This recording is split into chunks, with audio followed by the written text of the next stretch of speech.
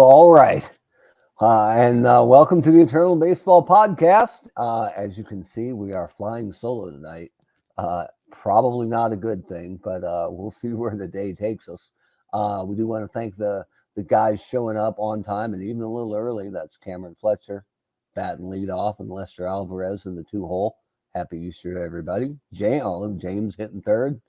It's good to see some of the regular suspects here tonight. My partner in crime and oldest friend in the world, Brent Rotundi, is out today on assignment with his family, enjoying the holiday weekend. But we didn't want to miss a whole week of the Eternal Baseball Podcast.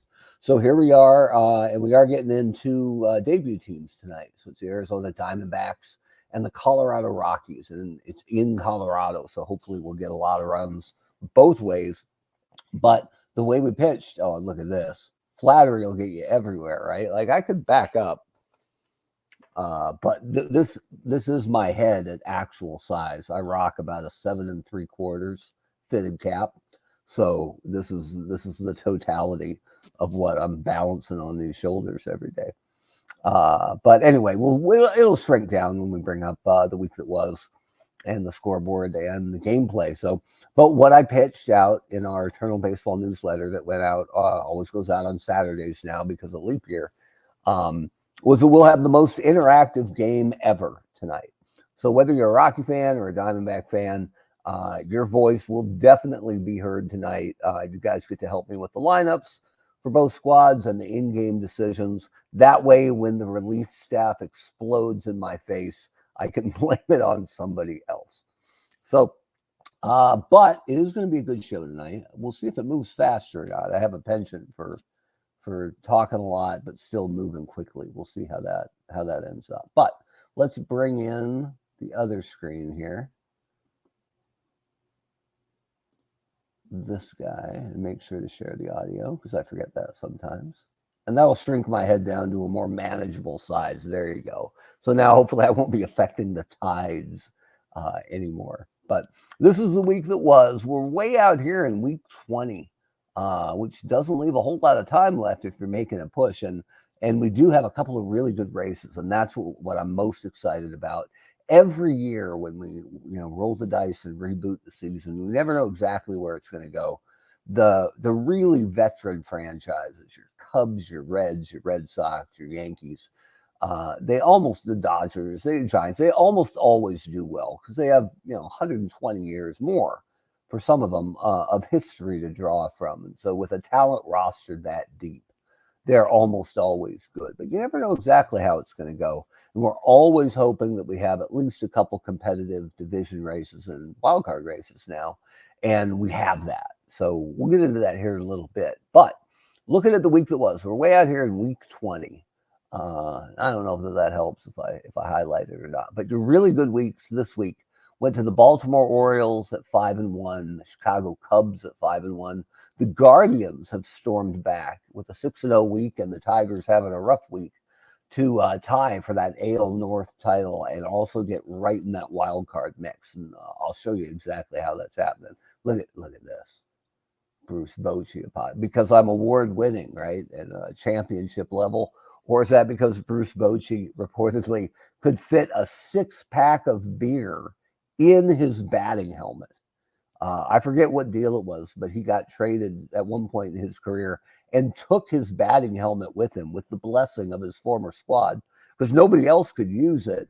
And wherever, I think maybe he headed to LA, and they knew that they wouldn't have a batting helmet that would fit him. So they just painted over it. So that's, I'll take that Bruce Bochy comp and run with it. Also a good week for the Pittsburgh Pirates, who've been good all year. Your tough weeks went to the Houston Astros at 1-5. The Royals at 0-6, who showed a heartbeat a couple weeks ago with these back-to-back 4-2 weeks. But they've gone 2-10 since. So no love there in KC. The Minnesota Twins, who are still in the thick of it for their division, went 1-5. The Padres have fallen off in the West after a late challenge at 1-5. And the Nationals have had a rough year all year. But that's the week that was. But let's take a look at where we're at. Actually, we'll close the scoreboard so we can look at the standings here. So now, again, these are with tomorrow's games input, other than the Arizona-Colorado game, which is the last game off the Monday schedule. So this is your little preview. Oh, yeah, and the Astros had a tough week in real life, too, if you're scoring at home. But taking a look out here in the East, Philadelphia is still ruling the East. The Mets 8 games back. Houston is leading the NL South only because Atlanta's gone ice cold. But Atlanta, I've been bagging on them for a couple of weeks. They actually have a ton of injuries right now. Chipper Jones and a couple more guys are hurt. So as they get healthy, they may turn things around. So that's certainly not over, especially with reinforcements coming to Atlanta sooner or later. In the North, the Cubs and Cardinals are tied, and I think, they're tied for the best record in the National League, with the Pirates 3 games back. And those are your wild card teams right now, whoever's not leading between St. Louis and Chicago and Pittsburgh. Cincinnati is now 6 back of that second wild card, and they need to make some hay here, because that's a tough division, that they are 69 and 50 and 9 games out in the division, but only 6 out of the wild card. Out west, LA has stormed back and grabbed control of the West again. The Giants have never got their season on track, and they've been good the last 3 years, including they were our first champions in season 1. San Diego made a push, but just ran out of gas a couple of weeks ago. In the East, the Yankees had a rough week. I think they were 3-3, and I'm not trying to crack wise here, but I don't know. The Yankees are looking a little bit mortal. Yeah, Cameron's got the exact right point here. Other than the East, Cincinnati would lead any other division, but because of where they are now 6 games out of the wild card. So that's historically, that's usually the toughest division. The AL East is usually tough too, but Toronto hasn't been real competitive yet. So that's only 3 teams. But that National League North usually goes 4 deep and strong, and no doubt this year as well. In the AL South, it's Birmingham, as always, running away with that 19-game lead over Kansas City. But this is the interesting one. Well, I guess these last 2 are. In the AL North, Detroit won 10 in a row and has now lost 5 in a row. Now, 3 of those were to Boston, who's really good. So it doesn't mean that the Tigers have been declawed, but hardly anybody wins 10 in a row and then drops 5 in a row. And Cleveland, having won their last 6, has let them climb up and tie Detroit atop that AL North. But right behind is the Chicago White Sox, just 1 game back. And if you look at the records of Detroit, well, I guess Cleveland, Detroit, Chicago, and also Baltimore, there's a really, really good dogfight there, because there's 4 teams, I think, crunched between 1 game of each other, and only 2 of them can make the playoffs, because Baltimore right now is the 2nd wild card team in the American League, with Boston well ahead for that top wild card in the American League. So it's got to be fun to watch. And then in the West, which isn't, I can't say it's a good division because they're all under 500, but only 5 games separate the first place Angels and the last place A's. Well, I guess Minnesota's technically tied for first, and Seattle's 3 games back. So I don't know that I'd expect a deep playoff run from any one of them, but you could make a case for any one of them to get hot and run away with that AL West and probably get crumbled pretty quick. But it is exciting to have some competition around here. So if you count the NL South, the NL North, the AL North, and the AL West, okay, so we've got 4 division titles up for grabs, truly, out of the 8. And then we've got the wild cards as well, which are all under contention, maybe saving Boston, who's running away with that AL East, not AL East, but the top AL wild card. So good things going on. If I'd made it clear as mud, let me bring this up so we can take a look at it here. It's the wild card standings. So you've got the Cubs, who are technically tied. I guess St. Louis must have the tiebreaker right now. So it's the Cubs who are also tied atop their division, in Pittsburgh holding those National League wild cards. Cincinnati, a good 6 games back, and the Mets 15 games back. It's hard to envision a spot where the Mets are in the playoffs, especially in a year where Tom Seaver's been awful. Even an average year from Seaver, and they'd be more of a threat. In the American League, Boston is comfortably leading the wild card chase with Baltimore 5 games back. Cleveland 1 game back, who's also battling Detroit, and Chicago 7 games back. And again, Chicago only 1 game off that lead in that American League division. So we got good races, so that's all we can hope for. And if I flip this here, one of the things I love watching, these are the National League scores right here. You got Chuck Klein of the Phillies leading the batting title race, 331 to Archie Vaughn's 324. He's also up 3 homers on Hack Wilson for the home run lead. He's got, this is pretty good, 22 RBI lead on Ralph Kiner for RBI, and his OPS is up over Roy Campanella. So you've got a legitimate Triple Crown threat going on in the National League for Chuck Klein. And Philly's rolling too, so you'll see him in the playoffs as well. So remember that name, Chuck Klein. He is having a hell of a season for your Philadelphia Phillies. But let's pop on the lineup here, because we are running Arizona versus Colorado. Now, we'll be playing as the Rockies tonight. We always play as the home team. But I'll be setting the lineups for both teams with your help. So, but you got to be quick, because, you can't just be sitting around waiting for comments to come in.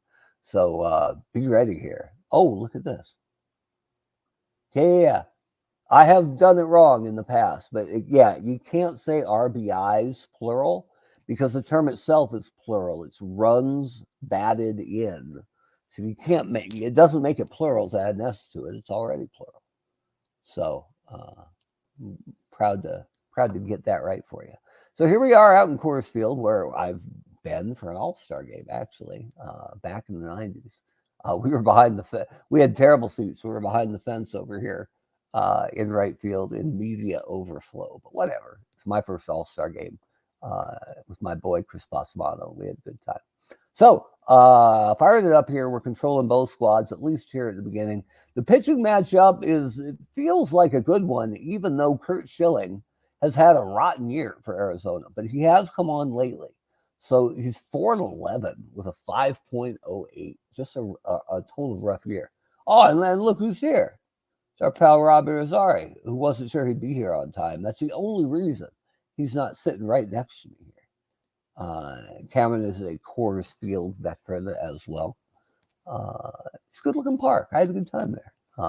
But yeah, this is arena baseball, and hopefully we'll get some of that tonight.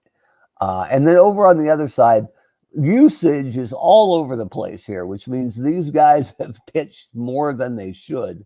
And it means their numbers are being restricted a little bit. So we're going to have to be careful with that scintillating Rocky bullpen, because it is a Rocky bullpen. But Steve Reed, Daniel Bard, Bruce Ruffin all hurt a little bit. And the ERAs are just out of control anyway. For poor Colorado. So the guy we're using just got activated. It's John Gray.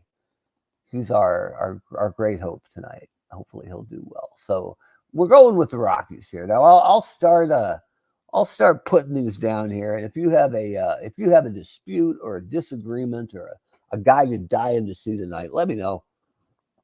We aim to please, and I would love your help here. The only things to watch for are, actually, Nolan Jones broke his leg, and he's been inactive forever, but this is his first game back. So we're definitely activating Nolan Jones here. Probably send in, oh man, I hate to send Charlie Blackmon down. Well, we'll see. One of these, we have to send somebody down to make room for Nolan Jones. Ain't nothing wrong with Nolan Jones. Boy, it might be Matt Holliday. No. It's Dante Bichette. All right, so probably no Dante tonight. Going inactive to activate Nolan Jones, which is great, because he's been having their best season. So we're facing Schilling, so we're sorting this by OPS this season for your Colorado Rockies. And when I've got that many lefties up top, I usually try to split it up a little bit. So I'm trying to see if LeMahieu is, well, he's not. Sometimes I would leave him off, but if we bat him right, we can break up our lefties. So Gonzalez should be off. This is a good point here by Cameron Fletcher. Have you already taken Gonzalez off the right? Yeah, watch how this works. If we're looking down here, bottom of the screen where it says they have 40 players, 40-man roster. 26 are available, 12 of them are pitchers. That's the normal split, 14 players, 12 pitchers. But if I go to Carlos Gonzalez and make him inactive, or he's already inactive, if I click on him, it asks me if I want to activate him, and no, I don't. So we're at where we're at. The one guy we'll probably avoid is Nick Hundley at catcher because he's been used too much, so his numbers are restricted right now. So we'll get it here. Yeah, it's a good point. Yeah, good win. A good opening week for the Yankees so far. So, all right. So backing it up, we've got Larry Walker hitting second, Todd Helton leading off. I know he's not fast, but he gets on base, to quote Moneyball. That gives us Vinny Castilla, who qualifies at shortstop. Some people forget that Castilla was the original shortstop for the Colorado Rockies, so that may come in handy here. We do have a DH, and that's where Matt Holliday probably slides in. Dante Bichette got deactivated, and Ellis Burks stayed because Burks can give us a center field that Dante Bichette cannot. Trevor Story can play second or short, but we already have a second baseman and a shortstop. What we need now is a catcher and a third baseman. So the catcher will be Chris Iannetta, and the third baseman will be Nolan Arenado. And he's had a terrible year, but that glove plays all day. So unless you think I've made some catastrophic error here, I think that's what the Rockies are going to look like, and that's who we're playing as. Yeah, look at this. Rob's got a good point. The only guy slower than Helton was the guy who replaced him at the University of Tennessee. You might know him as Peyton Manning. All right, so that's where we've got. Now we're going to check out the opponent here as my cat wanders past. Hello, Colin. We're going to get you off my headphones. And there you go. All right, so in Arizona, we've got Curt Schilling. The only guy they've used too much is their catcher, Carson Kelly. I know not their catcher anymore, but that's who they've got right now. They're facing a right-hander, so this is sorted by OPS versus right-handers. And it's not that big a surprise. Paul Goldschmidt is their big star. Justin Upton, who we usually play in left, and I'll show you why in a minute.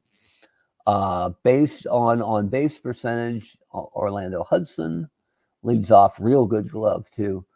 Ketel Marte can play center, but usually plays short.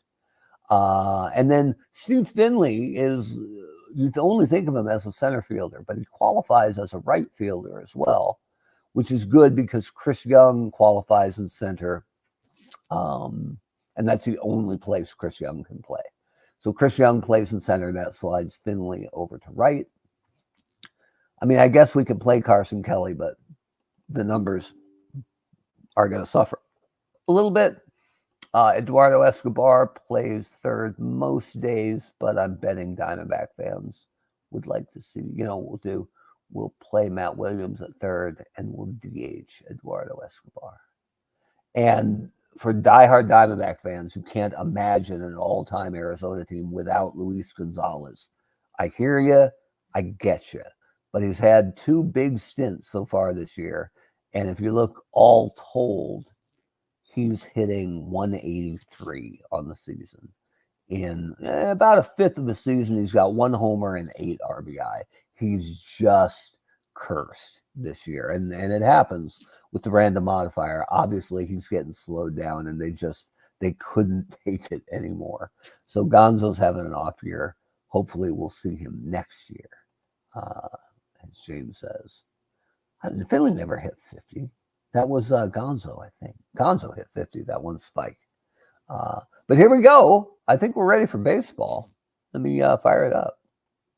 Pitching for Colorado, number 55, John Gray.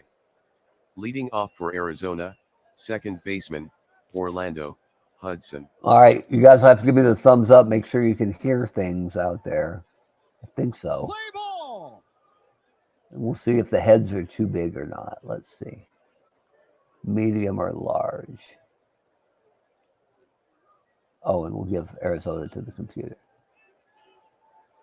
That's probably better. You can see that a little better. All right. So, all right. Cameron says we're good to go.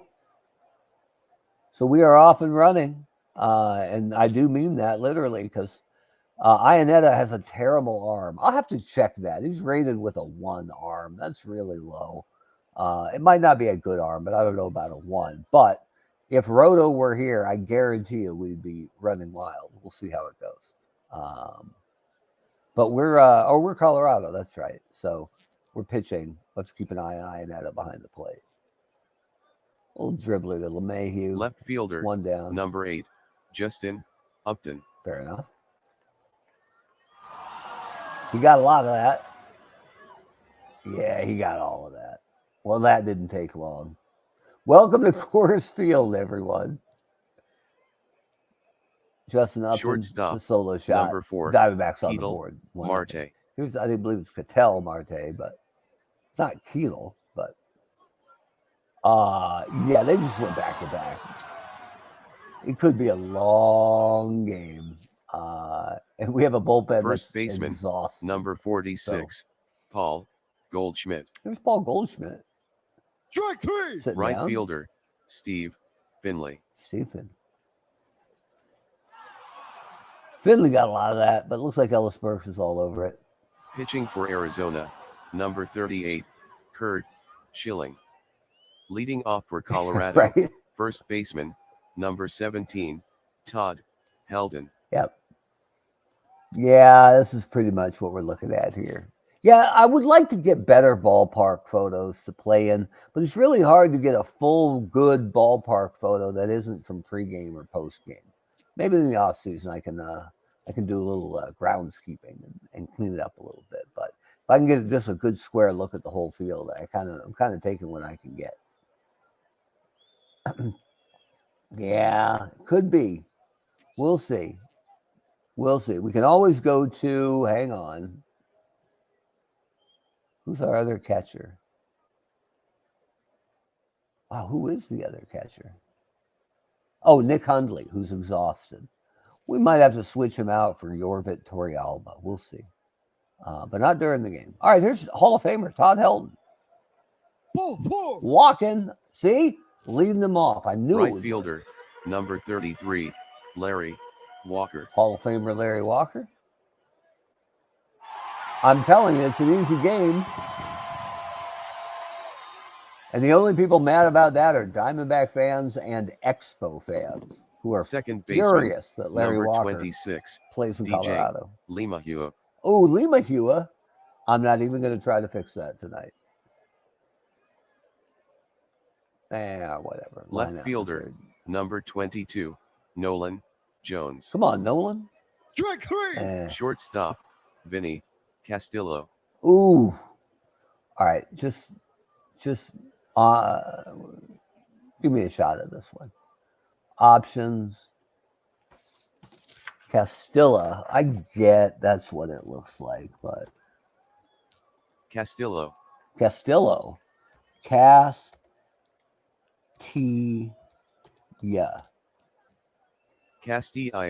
Oof. Let's try it. Castilla. Better. We'll take it. For now, at least. Here's Vinny Castilla. We got a lot of that.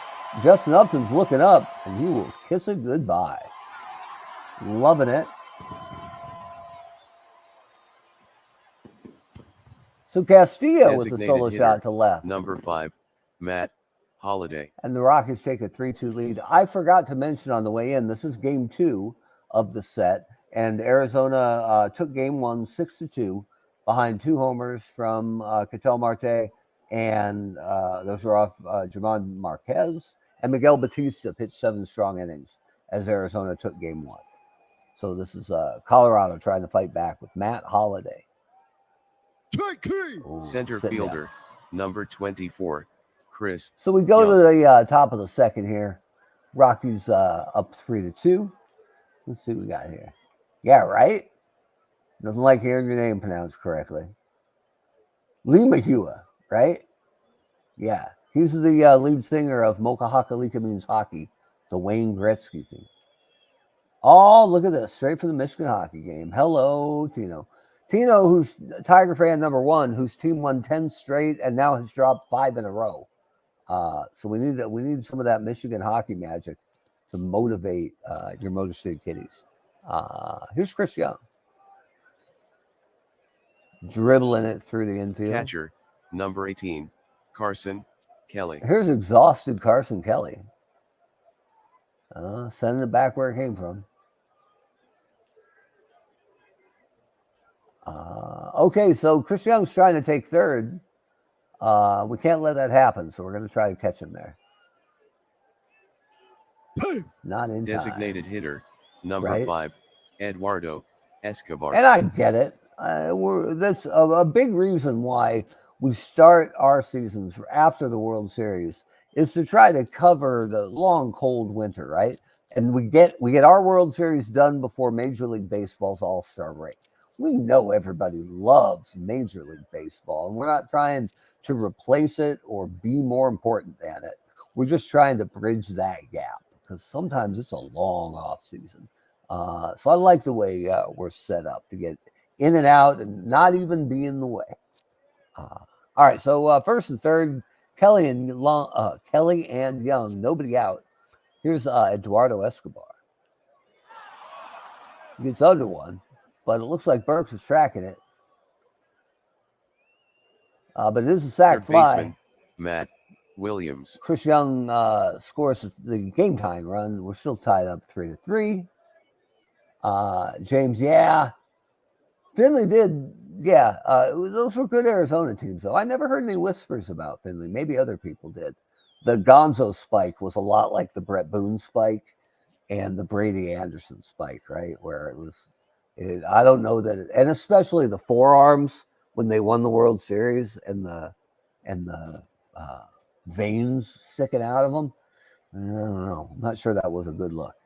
But there we go. I hope most people feel that way. I can't imagine it doing it any other way. I like where we're at. All right, so here we go. One down. Kelly on first. Matt Williams. Flying out to Ellis Burks. 2 down for the O-Dog, Orlando Hudson. Dribbler back to Gray over the first. We're out of the inning. 3-3. Center fielder, Going Ellis to the bottom of the Burks. second. Here's Ellis Burks. Right, Cameron's got a good point here. Oh, by the way, while I'm looking at the comments, Ellis Burks just crushed one. So with that, Colorado Third back baseman, on top. 4-3. number 28, Nolan Arenado. Barry Bonds, Sun Devil, by the way. Just saying.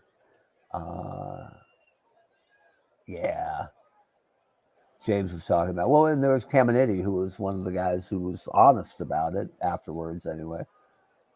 His neck vanished, which is a good trick, actually. Here's Nolan Arenado, and I love this photo. He's had a terrible year, which is Catcher, hard to number believe. 22, Chris Iannetta. Here's Chris Iannetta. Dribbling back to Curt Schilling, get him at first base. Here's Todd Helton.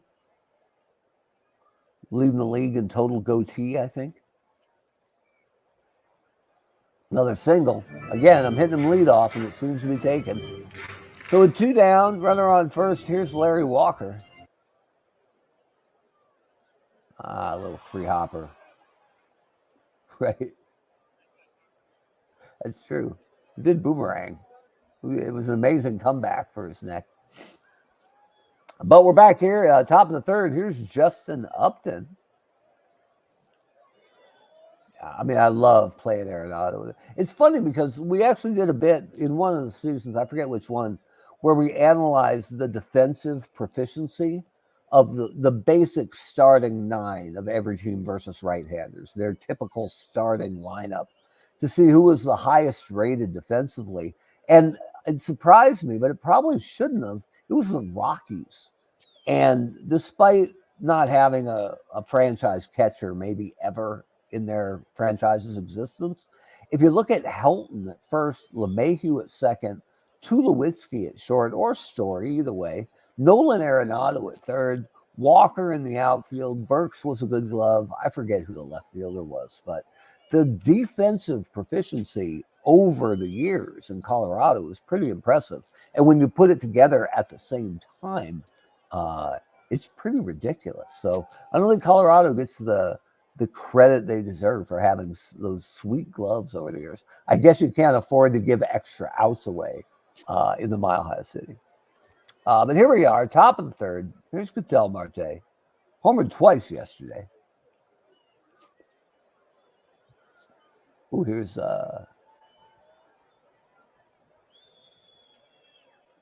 okay. I knew there were whispers about Bagwell all over the place, so to check that out. I don't know if I've ever seen the actual writing about it. Yeah. Hey, Sun Devil, baby. Ooh, like Spencer Torkelson. Now I'm speaking your language. Here's Paul Goldschmidt. Hey, we might have some Cardinal fans watching today. We got Goldschmidt and Arenado matching up. Here's DJ LeMahieu. Sharp single to right. Nolan Jones. Oh, we got a rally going. See, now I'm speaking Detroit. I know better than to call it Detroit. I know the difference. All right, so LeMahieu at second, Jones at first, nobody out for Vinny Castilla, who's a terrible bunter. So, and he lines out to Hudson. One down. Here's Matt Holliday. Strike three. Sitting down. That's two in a row for him. Schilling's got 72 pitches thrown in the third inning. So it won't be a long night for Mr. Curtis Montague. Ellis Burks with a tapper. Oh, he beats it out. So the bases are loaded. Two down. Nolan Arenado shoots a single to right. One runs in. 91% chance to score if we send Nolan Jones. That's a no-brainer. We'll see if Steve Finley has the arm to get him. They won't even try. They'll hold the runner. Pitching for Arizona. And that's number all 25, Archie Bradley. for Curt Schilling, as in comes Archie Bradley, another right-hander. 2 on, 2 out. Here's Chris Iannetta. Rockies leading 6-3. It's a tapper to third. Matt Williams is up with it. He goes to second to end the, half inning. Oh, no, the inning, actually. So it's Rockies 6, Diamondbacks 3. Who's this? Yeah, okay. Ooh, hot dog sounds good. Here's Steve Finley. Tapper to third. Arenado got no. Oh, poor play by Arenado. Finley legs it out. He must have bobbled it coming out of his gloves, but they'll score it a hit. Finley is 71% to steal. We're going to check on him at least once. There we go. Keep him a little closer. But here's Chris Young. With a tapper up the middle, Castillo flips to LeMahieu over to Helton. Double play. Oh, yeah. I'm a little torn on Curt Schilling, being a Yankee fan. The stuff he did in the postseason was absolutely incredible.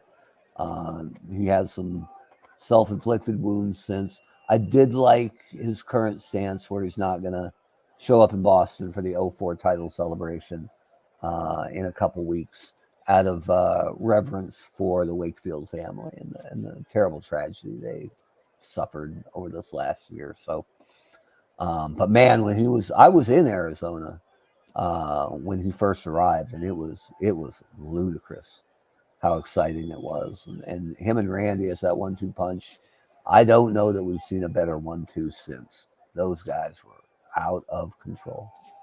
Here's Carson Kelly ripping a single to left. Kelly has a 6% chance to steal. We're not even going to pick him. Matter of fact, we're not even going to hold him on. Let's see if I can change that. Yeah, we're not even holding him on. Now 21%. And Escobar with a 5-hopper. Perfectly placed. Q shot right up the middle. Looks like Kelly's going to try to take third. We're going to try to not let that happen. Ellis Burks comes up with it. He throws. Meat at third. Love it. We're out of the inning. Here, to the bottom of the inning anyway. Here's Todd Helton. Oh, yeah. Here's a good point. We turned Gino on to that Spycraft restaurant in Wisconsin. Yeah. So next time they're local. Yeah, and here we go. Carson Kelly, 2 big hits for the Tigers. I know Arizona's all aboard the Gabriel Moreno train, but I thought Kelly might have a little bit left. Catchers that hit are kind of rare.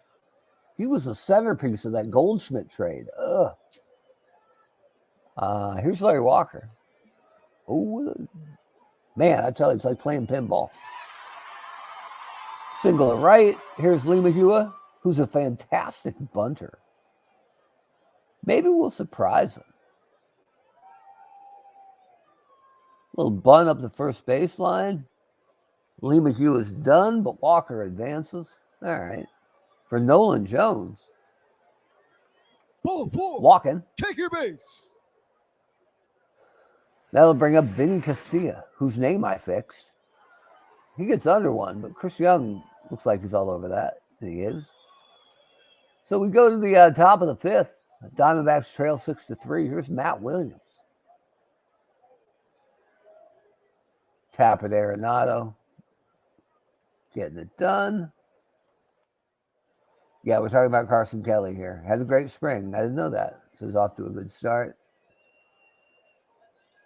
Yeah, Valenzuela was an absolute beast. I think he's, just off the Dodgers 40-man roster. I'd love to see some Fernando Mania. And also, I wish Bo Jackson's actual numbers were better. But he has a hard time cracking that KC lineup. I'd love to see Bo play, even if it's just an eternal baseball. Maybe we'll make that happen down the stretch. Kansas City's got not exactly in the thick of it. Here's O-Dog, Orlando Hudson. Underrated player, I think. Man, he was good with the glove.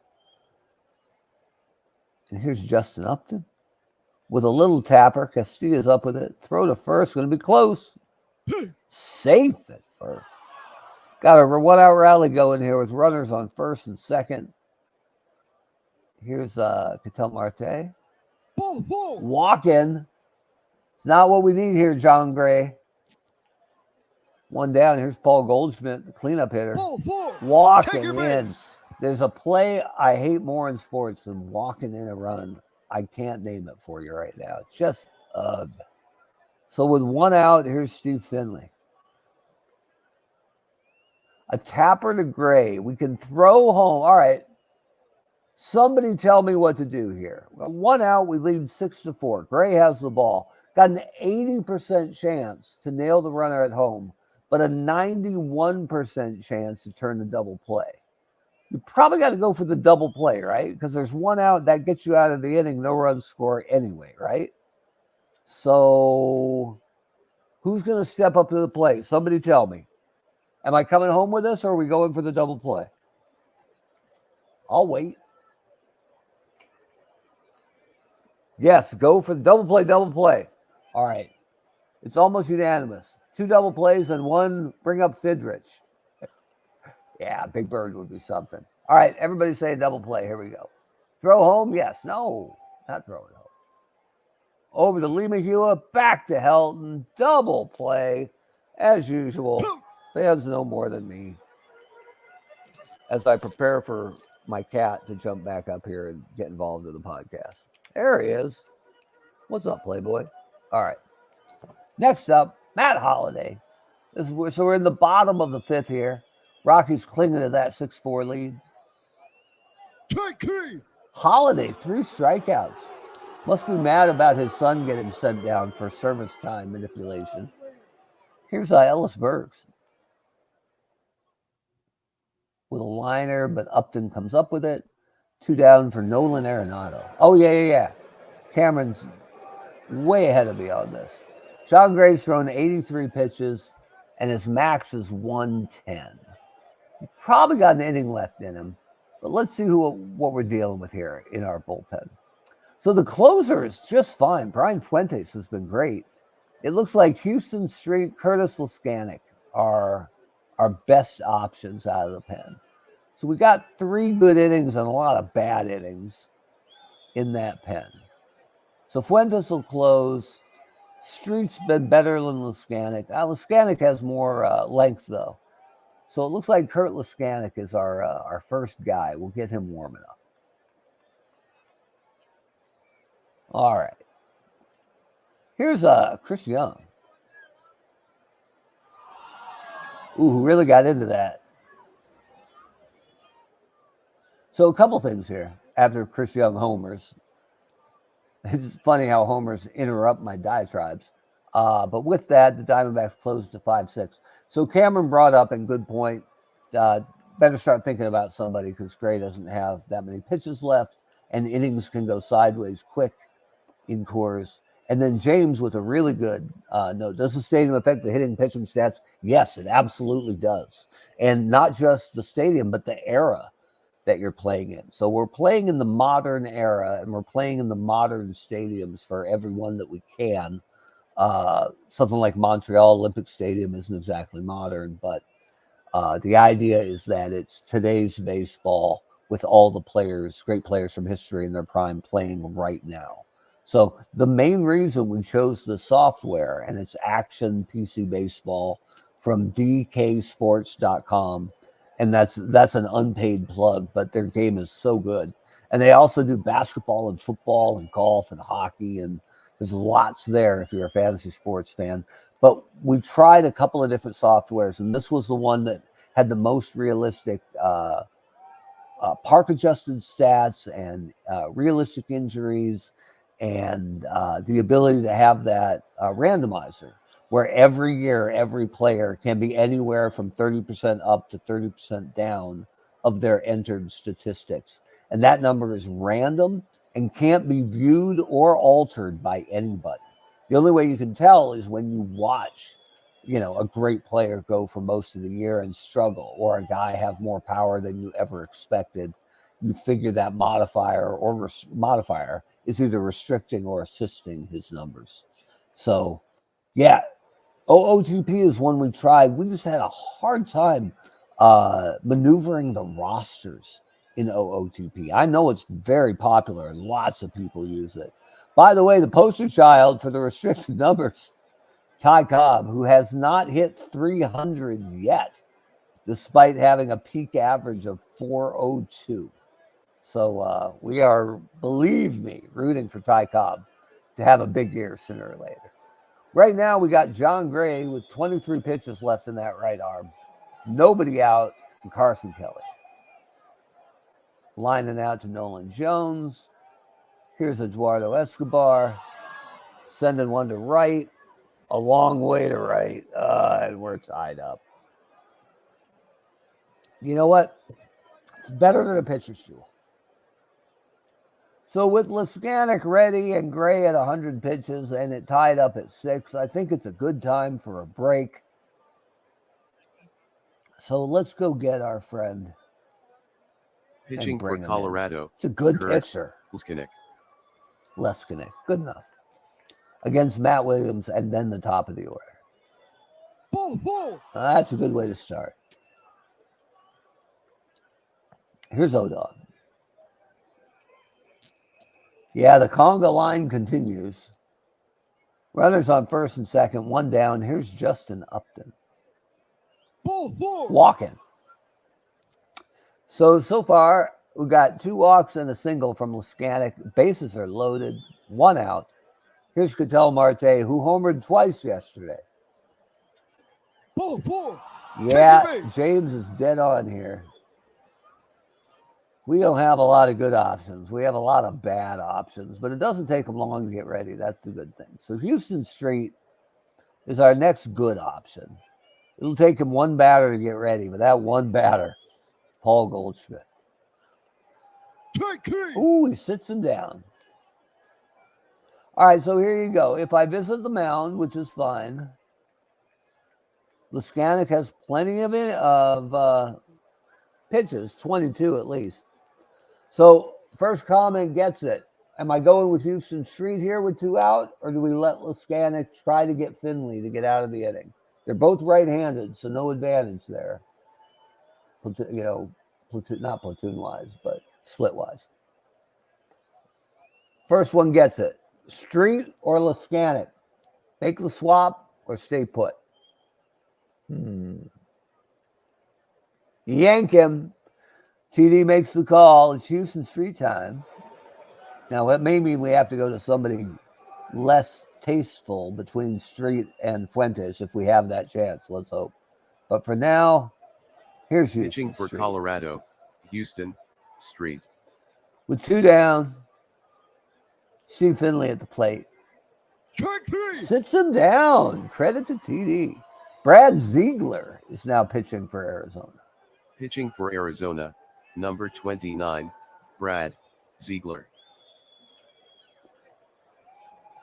Chris Iannetta getting it started. They don't call him the Igniter for nothing. Actually, nobody calls him the Igniter, but that's fine. Here's Todd Helton. Looks like a single. No, I was going to see if Iannetta was going to take third. He didn't have the stones for it. But we got first and second. Iannetta is 4% to steal third. We're probably going to leave him be. But here's Larry Walker with nobody out, 2 men on. Diamondbacks leading 7-6. Carson Kelly says, "Don't screw this up, Dolph Ziegler." Ball 4. He walks him. He's not listening to his catcher. Everybody knows you should listen to your catcher. Now, okay. Again, we'll make this a choose your own adventure. Lee Mahua, there's nobody out. Could be a big inning. He's a 10 bunter. Great bunter. Carson Kelly, an average defender back there. I love the squeeze play, the safety squeeze. And it would be in play right now. So first one to sound off. Safety squeeze or swing away with DJ LeMahieu. Just putting that out there. And I am your instrument. You can be the front office. I'll be the manager. You tell me what to do. I know how that works. Safety squeeze. James says to have fun. Well, we are. But more specifically, safety squeeze or let him hit. First soul to stone up. 1 run won't win this game. Swing away, says Cameron Fletcher. He's probably right. All right. James. A little quicker next time. I'll take it. But Cameron was in first. He says swing away. And it's a single to left. Will slow Todd Helton score. 37% chance. With nobody out, we're not taking that. Nolan Jones is up next, and he can't bunt. So this one's obvious. Line out to Hudson. At least we didn't. Oh, he's going to double. Oh, he almost doubled LeMahieu off. Thank goodness. Bases loaded. Yeah, this is a good point. Yeah, Brent would have gone for the triple steal, which is pretty slick play. But here's Vinny Castillo with 1 down. Bases juiced. It's a tapper to Marte over to second. Looks like LeMahieu broke it up, though, at second base, which allows another run to score, and the Rockies take the lead 8-7. And here's Matt, 0 for 3 Holiday, 3 strikeouts. Now, let's look at the roster here for Colorado. Batting against right-handers. Holiday is 696. He's also the DH. So we could absolutely pinch hit for him, but nobody has better numbers. The numbers are not as good OPS against righties. So I got Trevor Story, I got Charlie Blackmon, I got Troy Tulowitzki. He's 0 for 3 with 3 Ks. This is a big spot. The numbers say leave him in. The data for today say maybe not today. So if you want a pinch hitter, let me know. Story, Blackmon, Tulo. Or if you want me to leave him in, I'll be more than happy. Oh, look at this. First up, James. He says it's Tulo time. And just like that. Designated hitter, number 12, Your Troy wish is my Tulowitzki. command. Troy Tulowitzki, pinch hit. Big spot. Oh, first and third. Sorry, not bases loaded. 2 down. And it's a clean RBI single right up the center. It's an easy game for you guys. Harder for me. Castilla has a 98% chance to take third. I think we're good with that. Oh, they're throwing anyway. Silly. Here's Kyle Nelson. I think the only lefty in the Arizona pen. And I know for a fact he's been used too much, so he's tired. Pitching for Arizona, number 24, Kyle Nelson. So we'll go back in here and we'll see if we got any lefty murderers. We do. Ryan, McMahon and Charlie Blackmon. And Blackmon can play center field, and Burks is up right now. So we'll feed it back out again. You want Charlie? Oh, no, wait. Wow, Charlie's left-handed, but he murders lefties. So far, anyway. Do you want Charlie Blackmon or Ryan McMahon for Ellis Burks? Go Blackmon. All right. Happy to do it. Pinch hitting for Look at that Colorado, beard. number 19, Charlie Blackmon. Runners on the corners. Here's Charlie Blackmon. Strike 3. Sitting down. Oh, well, doesn't always work. But he can play center, so we didn't lose much there. Good arm, too. All right, so we go to the top of the 7th. It's 9-7 Rockies. Houston Street has 21 more pitches. So if we could get a whole inning out of him, I'd be pretty happy about that. Tap out for Young. There's 1 down. Here's Carson Kelly. Oh, a can of corn. Arenado's under it. So is Castilla. Good job, boys. 2 down. And it's Eduardo Escobar. With a little lazy fly ball, Charlie Blackmon. And we're at the stretch. Street can probably start the 8th for us. We'll need somebody else too, though. Yeah, we'll see how that goes.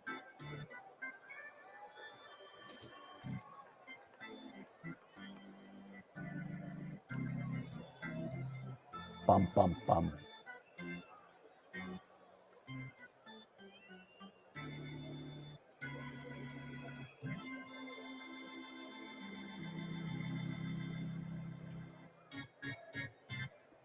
All right, here we go. Nolan Arenado leading it off. Ooh, we got a lot of it. The crowd goes wild. And it's gone. Insurance, that's what I like. Arenado with a home run to deep left field. 360. I think it went a little further than that. But the Rockies stretch that lead 10-7. Here's Chris Iannetta. Walking. 8% to steal second. I know what Roto would do. But here's Todd Helton. Oh, here we go. Yeah, that's a good point. Iannetta the third. No, thank you. Too slow. All right, so let's take a look at our pitching staff here. Fuentes is who we're trying to get to. Bard has been pretty good. He's just tired, but there's really no other option here. So we're going to warm up Daniel Bard and hold our breath. Oops, sorry. I tried to put him right in the game. We're going to warm him up first. Okay. Here's Larry Walker. Nobody out. Runners on first and second. I believe that was a snap throw down to first, but Helton gets back. Yeah. Mike Hampton's numbers aren't good enough for him to be on the Rockies. I believe Hampton may be on the Astros inactive roster, but yeah, Freeland isn't too bad. That's a good point, but I think he's starting for them, isn't he? Let's see. 12 games, 4 starts. Okay. Freeland as a lefty, not a bad call. We'll see how Bard does, or maybe we get them both going. First and second, Larry Walker. With a nice little single to the left. Send Iannetta home. 37% chance. Yeah, we don't need that. We got nobody out and the bases loaded. The hit parade continues. Here's DJ Leemihua. Okay, same thing, folks. Fantastic bunter. Nobody out. Oh, here we go. Trade rumors for Mike Hampton to the Mets. Leemihua, 10 bunter. Kelly, an average catcher defensively. Bases loaded. Nobody out. Rockies up 10-7. Safety squeeze or let him hit. We let him hit last time. It was an RBI single. Safety squeeze or let him hit. First guy in makes the call. Who's willing to step up and take accountability? Now a bunt makes more sense, says Mr. T. So we'll do it. Safety squeeze, though. I like the safety squeeze. Not the suicide. Hold on. Squeeze. I'm not sure why it's not letting me do that. Hang on.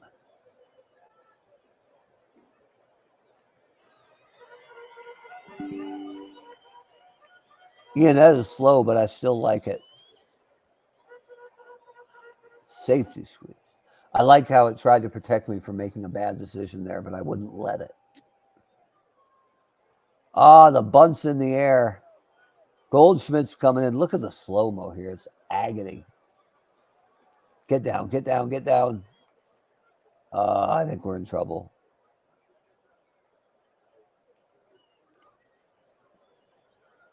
So,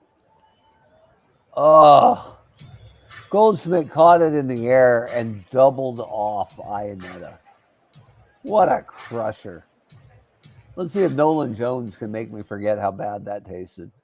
Hey, look at this. Single to right. Helton's got a 96% chance to score. We like that. We'll see if they throw home. Nope, they cut it off. 11-7.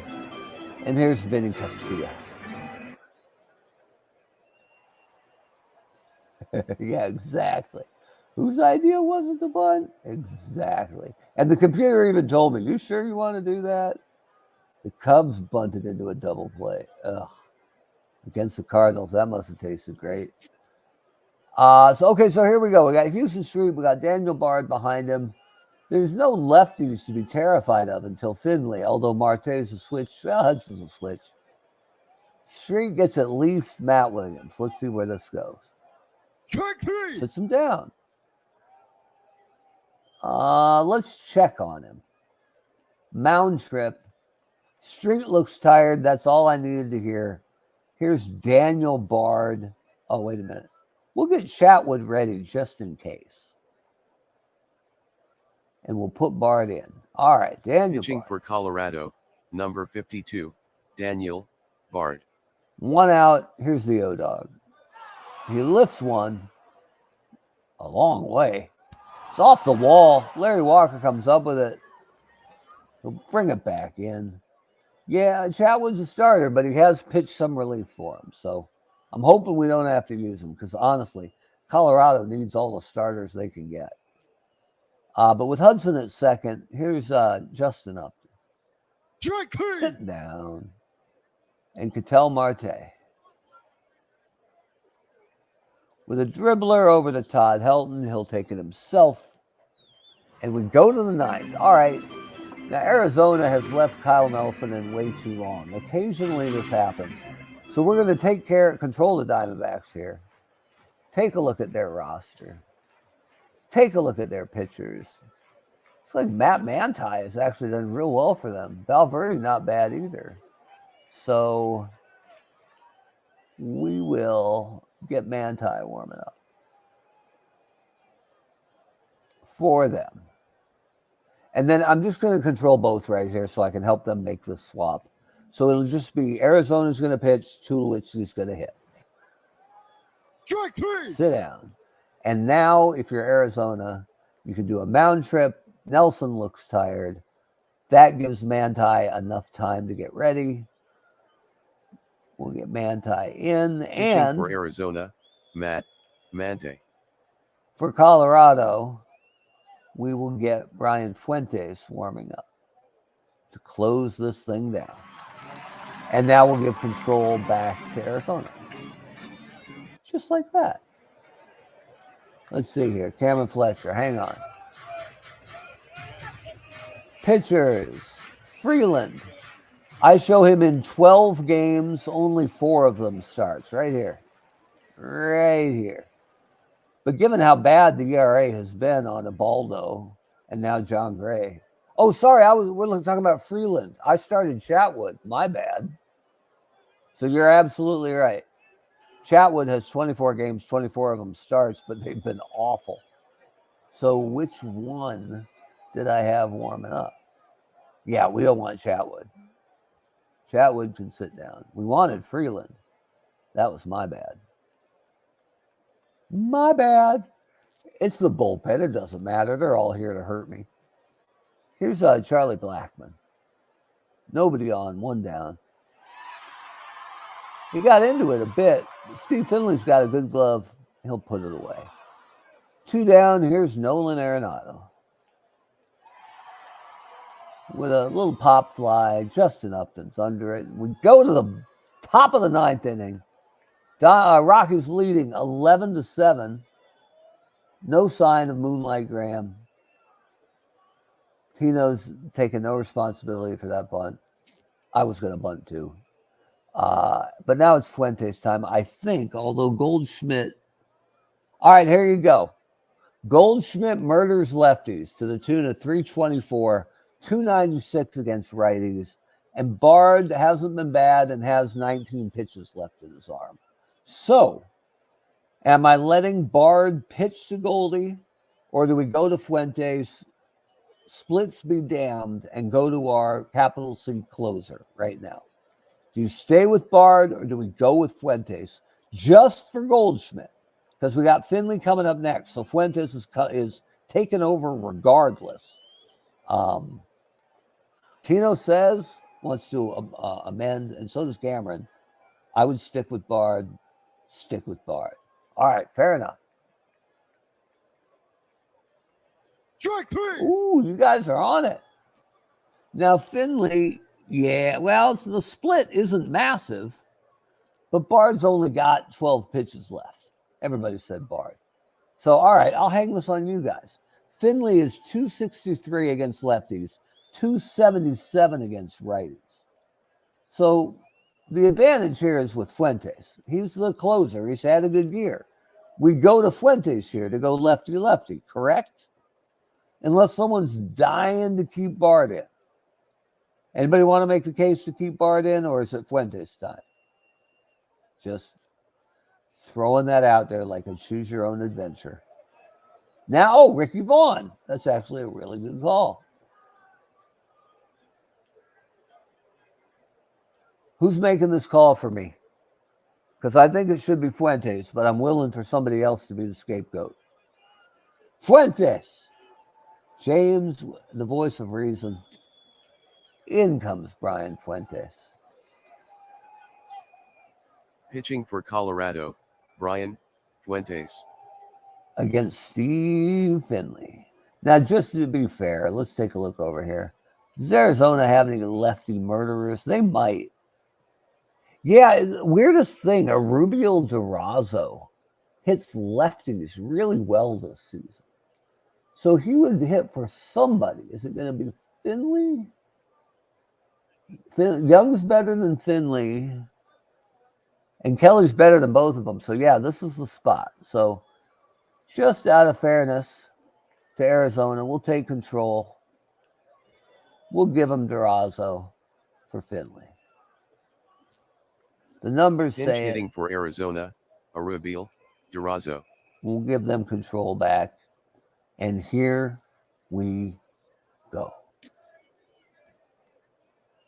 Strike 3. Sits him down. Here's Chris Young. The single to left. Wrong team, but I like the sight. Okay, Chris Young's 87% to steal. So we're not going to let that happen. 49's better. Here's Carson Kelly. With a single up the middle. So now's the time to get somebody else warmed up. Mr. Freeland, the guy I should have had warming up before.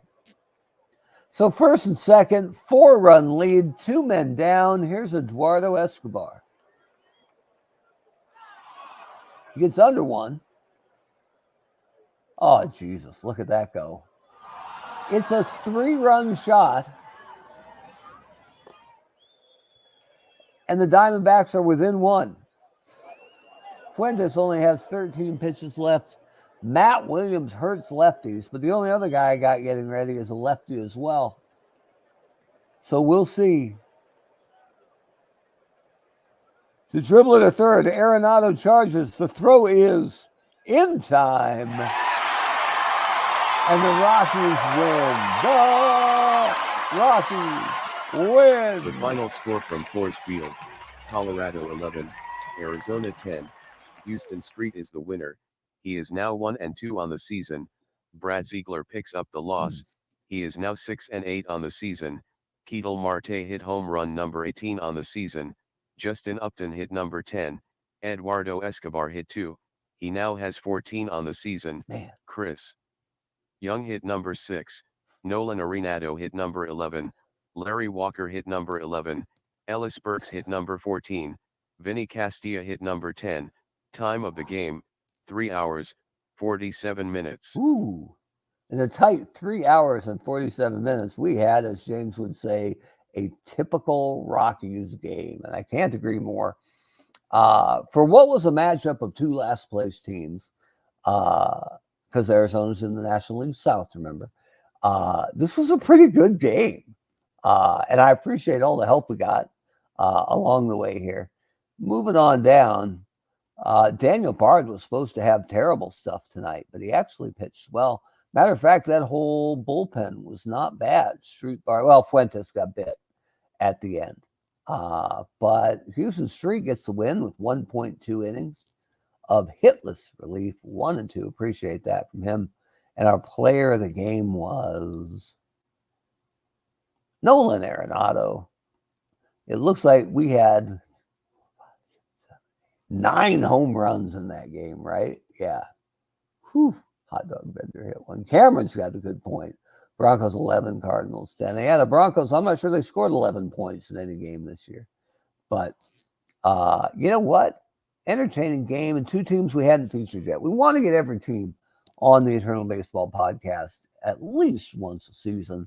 So this was a good one. I don't want to say 2 birds with 1 stone, because it made it feel like it was work or an effort to put them in. And they actually had one of our most competitive and fun games of the year. So we appreciate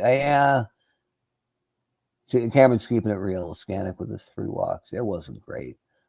James wishing everybody a good Easter night. And we will echo that here. But that's it. We really appreciate all the help and all the interaction. We got a really good core group of guys and maybe some gals, who knows, joining us for the Eternal Baseball podcast. We do this every week, try to bring you a good game, and we delivered this week and even got a win for the home squad. So if you're new to Eternal Baseball, you can find us all over the place. The best place is our homepage. That's eternalbaseball.com. That's where we post our individual box scores every day on the team-specific message boards, and where you can let us know who's struggling on your team, who needs to come up, who needs to sit down. We do our best to keep every team as competitive as possible, but it's hard to keep a close eye on 32 teams. So if you see a guy who's missing from the roster, or a guy who needs to be activated, or a guy who needs to get sent down, let us know on those message boards. We always say we'll never know any team better than their diehard fans. So help us help you. We do run games every day of the week except Saturday. That's when the Eternal Baseball newsletter comes out. You can sign up for that at eternalbaseball.com. And the way you can help us best is to subscribe to our channel, like our videos, both here on YouTube and then over on Facebook at our Eternal Baseball page. Share the things that we post for the players you like. Spread the word. Eternal Baseball is a good time, and it costs absolutely nothing but your time. So we appreciate the diehards being with us here, and hope you'll spread the word and help us preach the gospel and spread the word about Eternal Baseball. So For Brent Rotundi, who is on assignment tonight, I'm Mark Weber. Thank you so much for joining us on another thrilling edition of the Eternal Baseball Podcast.